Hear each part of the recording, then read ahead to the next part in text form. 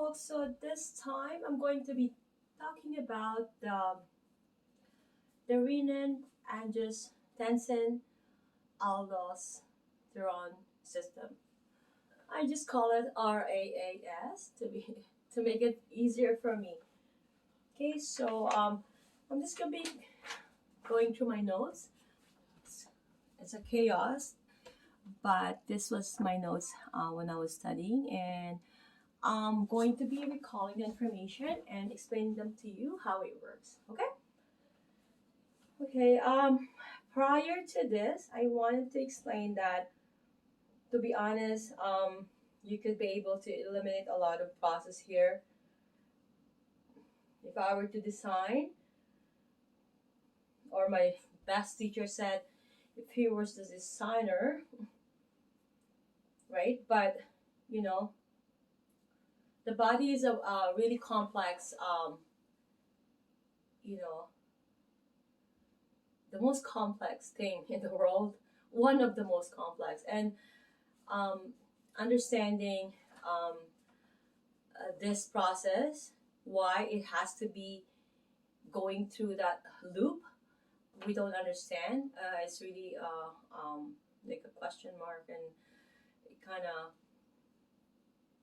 give you that, oh, well, why does it have to go into that process? But that's how God made it, and I am just gonna go try to explain this in as much as I can with this chaos of notes that I have. Okay, so we're gonna start that there's that three hormones, right? That's why it's that RAAS. That renin is more so an enzyme. It's not a hormone. Um, and it's a protein, and the angiotensin, and also the aldosterone, right? Those are mostly hormones, and it's more so like a system. Okay, so more so the stimulus. We're gonna be talking about stimulus so that you can have like a storyline here. Because if I go through here, whatever from I can remember. So to a stimulus is like a trigger, right, for this to happen, or a change or something that will stimulate it, right? So a stimulant has to happen. Let's say there's a decrease in blood pressure, there's a decrease in blood volume. Okay, so perhaps pretend that's what the scenario here. Okay, so sorry guys.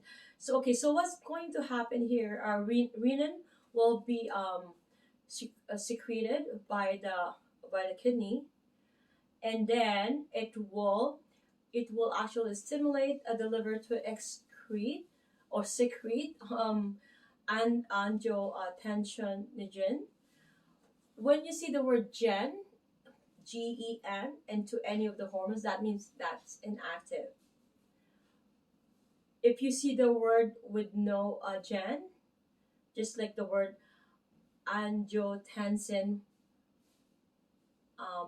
1, that is an active form. So from an inactive form, it'll turn into active form. Okay, and then the lungs has this ACE, right? The um,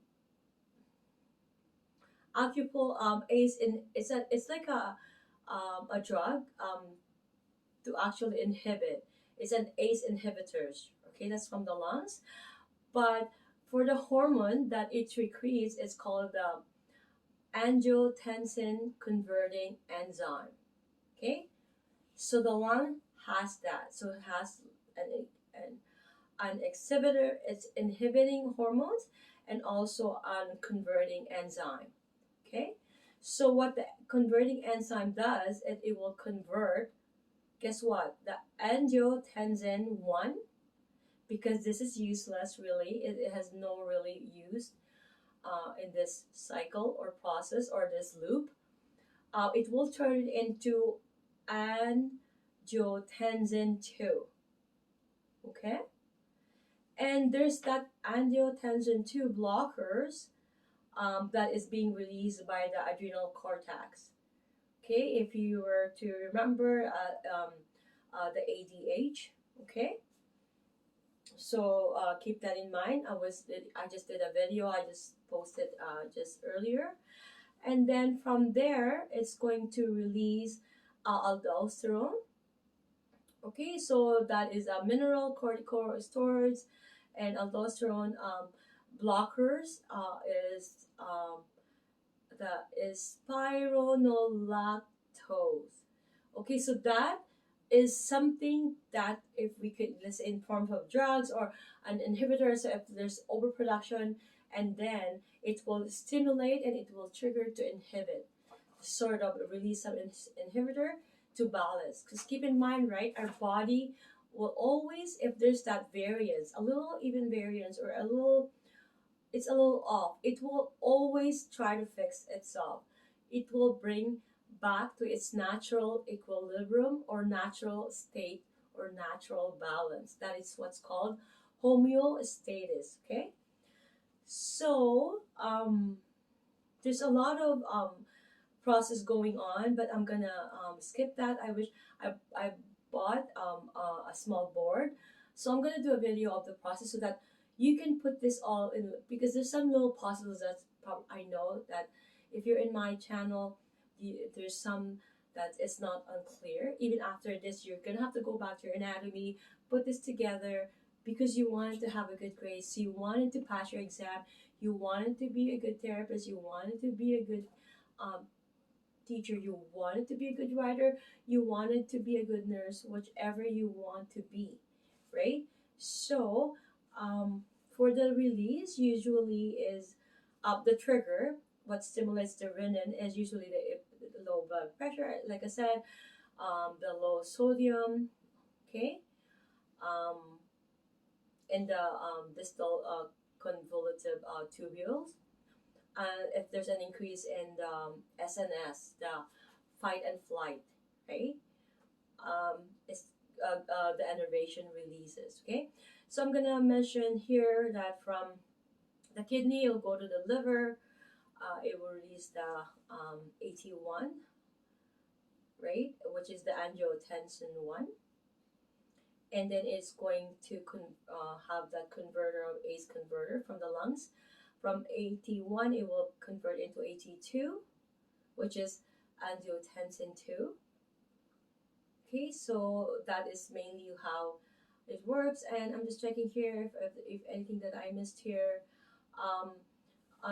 The process number one is generalized constriction that will increase the blood pressure, and it will constrict the efferent arteriole, and then it will stimulate secrete the aldosterone. Okay, that will be increased, and sodium and the distal convolutive tubules, and then increase in blood pressure, blood volume, and increase in sodium. Okay, so renin production. The next trigger is by the end of the tubule. The distal convoluted convoluted tubules, right? If there's less sodium, okay, those are mostly in where the efferent. Okay, so what's happening with this one is another source for the renin to be released is through that, right? From the afferent arterioles, and then the efferent arteriole is going to release renin, and the baroreceptors, it will be secreting some sodium in the distal right convolutive tubules, and it will be the mucosa, the receptors will be speaking to the baroreceptors, or to the juncta glomerular, you know, um, it's like to release the renin, and then it's going to have that efferent. And one but not the least that I have to mention is that, let's say from um, Angiotensin 2 will tell the body, for the hypothalamus, um, for the posterior pituitary gland, right? So there's more solute, more water. We all know that, right? So it's going to release some anti-diuretic hormones, right? So to keep the body to reabsorb water, so it will not stop from peeing, doing number two, micturition or urination. So it will stop from doing that, right? So it keeps the body from reabsorbing, right? And then the increase of blood volume, increase of blood pressure is going to happen as well. So I believe I have mentioned everything here. I'm just checking if I have missed anything for you guys, but I believe that's all she wrote, guys. I mentioned everything that I have mentioned, and we all know that the function of ADH is for the increase of water retention. Okay, so the maintenance of the plasma and the osmolarity, right? We have to keep that 300 of the osmol, and that's the function of the posterior pituitary, where it's coming from the hypothalamus. It's going um, um, through the motor neuron innervation to the pituitary, posterior pituitary gland. Okay, so we have to keep that in mind. It's going to coming from the adrenal cortex also. It's going to have that aldosterone, and now it's going to decrease the renal blood pressure, and then it's going to decrease the plasma or the sodium, and then it's going to increase the potassium. That is a process that when that happens, we really don't want that to happen. It's just because our body, if our pH balance or those electrolytes, everything is just slowing down. Our body is just slowing down. We don't want that to happen. If too much potassium is coming out of the cell, we just don't want that. I'm not going to get into the details because this is just too much already. Reminiscing this and trying to explain them to you in a very raw, organic way. And I believe I have recalled all the information that I know. I have that I was able to give you some information that you needed for your exam, or for you recalling this because you needed it for your job, or you needed it for some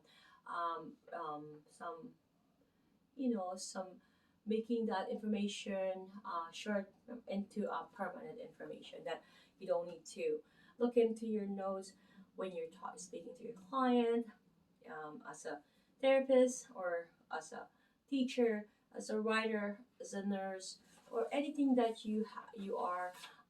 Please keep in mind that it's better that we have this understood and have this engraved in our brain so that it's easier for us to comprehend, and it's easier for us to understand when a client comes to us for any help or any pain. Thank you so much, guys, and I love you guys all.